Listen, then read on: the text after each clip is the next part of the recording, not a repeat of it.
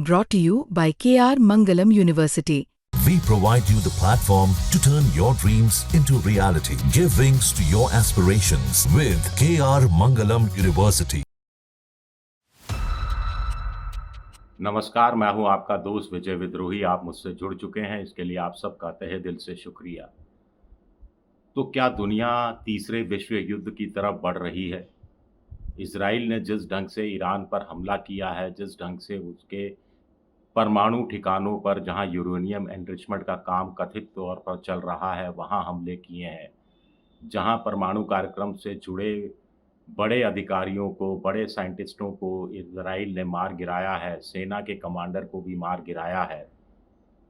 उसके बाद ईरान ने धमकी दी है कि वो इजराइल को ख़त्म कर देगा। इजराइल के साथ-साथ ईरान ने अमेरिका के लिए भी कहा है कि उसके खाड़ी देशों में जो सैन्य ठिकाने हैं, जहां उनके जंगी जहाज़ हैं, जहां उनका समुद्री जहाज़ खड़े हैं, एयरक्राफ्ट कैरियर हैं, उन पर भी वो मिसाइलों से हमला कर सकता है। ये चेतावनी दी गई है। मिसाइलों पर इजराइल ने हमला नहीं किया है, लेकिन इजराइल के प्रधानमंत्री नेतन्याहू ने इसे चलता हुआ ऑपरेशन बताया है। इसमें भारत की क्या भूमिका रहेगी, इस पर भी इम्पोर्टेंट सवाल उठते हैं, क्योंकि अभी पाकिस्तान और भारत के बीच जो 88 घंटे का युद्ध हुआ, उसमें इजराइल ने भारत का साथ दिया था। तो भारत इस मामले में क्या इजराइल का साथ देगा, या ईरान भारत का बहुत पुराना परंपरागत दोस्त है, मुश्किल वक्त में दोनों देश एक दूसरे के साथ आए हैं, तो क्या भारत ईरान का साथ देगा? भारत अगर ईरान का साथ देता है तो पाकिस्तान की क्या भूमिका रहेगी? अमेरिका इस समय कह रहा है कि उसका इस युद्ध से कोई लेना देना नहीं है। ईरान ने के पर जो हमला इजराइल ने किया है, उसका एकाकी हमला है। राइजिंग लॉयन नाम दिया है, ऑपरेशन राइजिंग लॉयन नाम दिया है नेतन्याहू ने। तो मोटे तौर पर ये कहा जा रहा है कि अमेरिका पाकिस्तान को इसलिए चारा फेंक रहा था कि उसको मालूम था कि इजराइल ईरान पर एक दिन हमला करेगा, और वो चाह रहा था कि पाकिस्तान ईरान के साथ नहीं जाए। ईरान और पाकिस्तान को मार्जिनलाइज करने की अमेरिका की चाल थी, और अब पाकिस्तान को उस इजराइल का साथ देना ही होगा जिस इजराइल ने पाकिस्तान के खिलाफ युद्ध में भारत का साथ दिया था। ये थोड़ी अजीब सी पोजीशन चल रही है दुनिया भर में, बड़ा इंटरेस्टिंग है। लेकिन इससे पाकिस्तान का दुस्साहस और बढ़ जाएगा। पाकिस्तान की ज़रूरत और ज़्यादा अमेरिका को पड़ जाएगी अगर ये मामला, खाड़ी युद्ध का मामला लंबा चलता है या खाड़ी युद्ध की आशंका गहराती है। क्योंकि देखिए अभी क्या हुआ है, अमेरिका ने अपने जो एम्बेसी हैं खाड़ी देशों में, वो खाली करनी शुरू कर दी थी पहले से ही, और अब ज़्यादातर खाली हो चुकी हैं। अपना जो जंगी बेड़ा है, एक उनका अरब सागर में हिंद महासागर के उधर भेजा हुआ है, एक दूसरा बेड़ा भी वो भेज सकता है।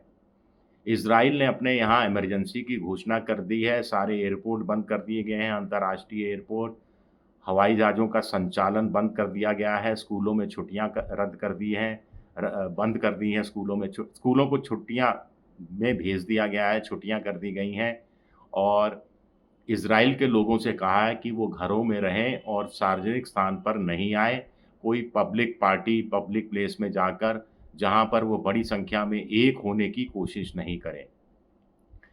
भारत ने भी जो खाड़ी के देशों के ऊपर से विमान उड़कर जाते हैं, उनकी वापसी की बात सामने आ रही है। जो यूरोप और अमेरिका की तरफ से जो जहाज़ जाते हैं, ये खाड़ी वाला रास्ता अपनाते हैं, उनका रूट डाइवर्ट किया जाएगा या कुछ और किया जाएगा, इस तरह की बात सामने आ रही है। अमेरिका ने ईरान को चेतावनी दी है कि ईरान ने अगर उसके या उसके जो सऊदी अरब जैसे दोस्त हैं, यूएई जैसे दोस्त हैं, उनके सैन्य ठिकानों पर हमला करने की या नागरिक ठिकानों पर हमला करने का दुस्साहस किया तो ईरान चुप नहीं बैठेगा। आगे भी बहुत कुछ हो रहा है, लेकिन बड़ी बात ये है कि ये वजह क्या है? वजह ये है ईरान का परमाणु कार्यक्रम।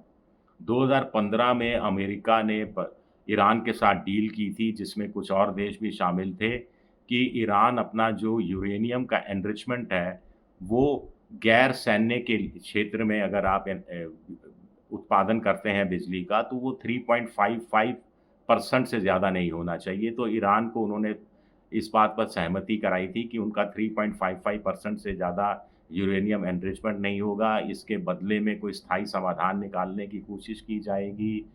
जो कड़े आर्थिक प्रतिबंध हैं, उनमें धीरे-धीरे ढिलाई दी जाएगी।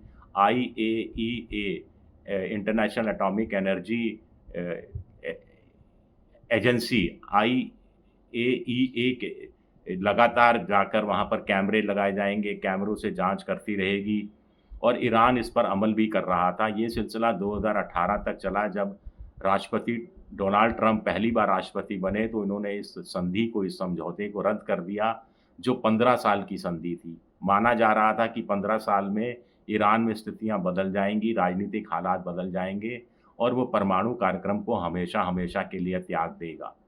अभी हाल ही में अमेरिका और ईरान के बीच में नए सिरे से बातचीत शुरू हुई थी। ट्रंप चाहते थे कि ईरान के साथ समझौता हो जाए।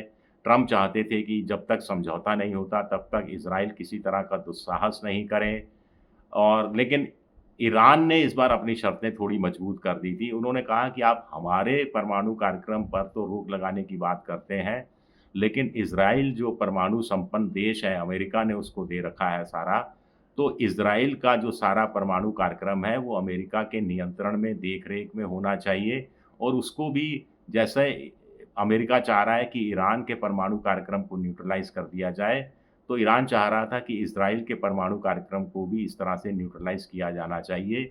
इज़राइल इस शर्त को मानने के लिए तैयार नहीं था। नेतन्याहू का ये हमेशा से कहना रहा है कि इज़राइल परमाणु बम बना रहा है, उसका यूरेनियम एनरिचमेंट उसने 60% या फिर 90% तक कर दिया है। अगले 6 से 1 साल में वो 9 एटम बम बना सकता है। कुछ लोग कह रहे हैं कि 1 एटम बम वो ईरान बना चुका है, या फिर अगले 2-3 महीने में वो एटम बम बनाने की स्थिति में है। अब जो ताज़ा हमला हुआ है, उसके बाद कुछ लोग कह रहे हैं कि ईरान के पास अब खोने के लिए कुछ बचा नहीं है। तो ऐसे में ईरान अगर परमाणु बम का निर्माण कर चुका है, तो वो परमाणु बम का इस्तेमाल इज़राइल के खिलाफ करेगा, इससे वो चूकेगा नहीं। अब न्यूक्लियर वॉरहेड उसके तैयार हैं, नहीं हैं, इसके बारे में जानकारी नहीं है, लेकिन लोगों का कहना है कि इसमें कोई ज़्यादा देर नहीं लगनी चाहिए और ईरान ने भी कह दिया है वो बदला लेगा। ईरान का कहना है कि इज़राइल से ऐसा बदला लिया जाएगा कि इज़राइल की रूह काँप जाएगी, जो उन्होंने कभी सपने में भी नहीं सोचा होगा, इस तरह से हमले किए जाएँगे। इज़राइल कह रहा है कि ये जो हमला है, ये पहला हमला नहीं है, ये अंतिम हमला नहीं है, लगातार इस तरह के हमले होते रहेंगे। ऑपरेशन राइजिंग लॉयन का नाम भी इसलिए इस पूरे ऑपरेशन को दिया गया है। अभी सैन्य ठिकानों पर हमले हुए हैं, सैन्य अधिकारियों के परमाणु ठिकानों पर हमले हुए हैं और अब मिसाइल को छोड़ा गया है। क्या मिसाइलों पर अगले कुछ घंटों में हमला होगा या अमेरिका के रुख का इंतज़ार किया जाएगा? अमेरिका ने यूनाइटेड नेशन की सिक्योरिटी काउंसिल की बैठक भी मंडे को बुलाई है, सोमवार को बुलाई है, ताकि इस पर गहन चर्चा की जा सके। तो तब तक क्या स्थितियों को मामूल पर लाने की कोशिश की जाएगी? बहुत बड़े सवाल उठते हैं। भारत की अभी कोई भूमिका इसमें है नहीं।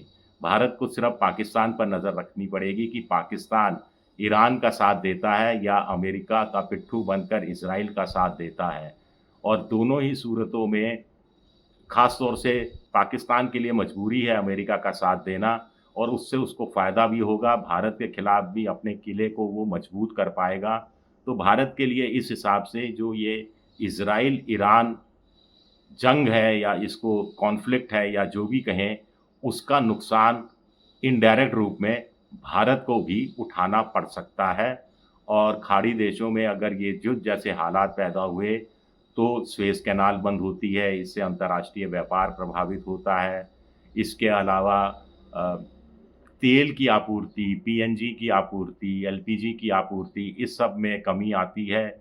ये सब रुकावट पैदा होती है जिससे इनके दाम बढ़ने की आशंका सबसे ज़्यादा सताती है। तो बहुत ख़तरनाक दौर में दुनिया कुल मिलाकर पहुंच चुकी है। शुक्रिया मेरा ये वीडियो देखने के लिए। पसंद आए तो लाइक कीजिए, सब्सक्राइब कीजिए, शेयर कीजिए।